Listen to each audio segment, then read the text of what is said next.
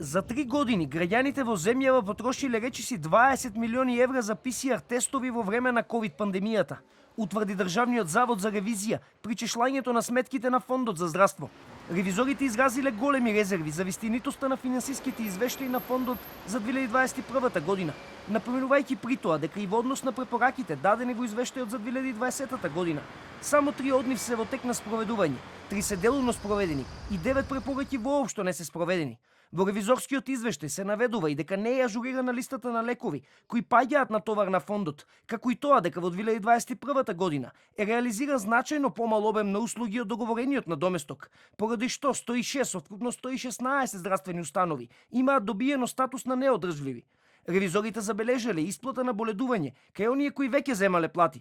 Ревизорите во извршената ревизија констатираат слабости во контролите при препишување и издавање лекови, непочитување на роковите при вршење на контролите и изрекувањето на договорните казни. Поради невоспоставени контроли, исплатувани се надоместоци за боледување и кога осигурениците остварувале плата, како и слабости при утврдување и контрола на реализација на условен надоместок на ЈЗУ.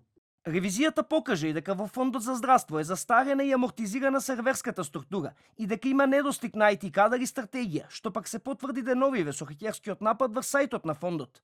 Ревизорите утврдиле слабости во спроведувањето на интерните и теренските контроли при потврдување на објективноста на фактурираните услуги. Покрај ова, ревизорскиот извештај нотира неправилности на Фондот и при вршење на контроли во други установи.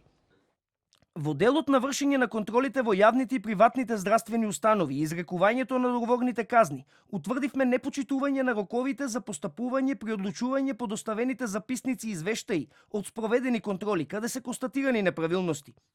Државниот завод за ревизија го посочува воспоставувањето на систем за планирање, следење и редовно вршење контрола на видот и обемот на извршените здравствени услуги и издадени рецепти.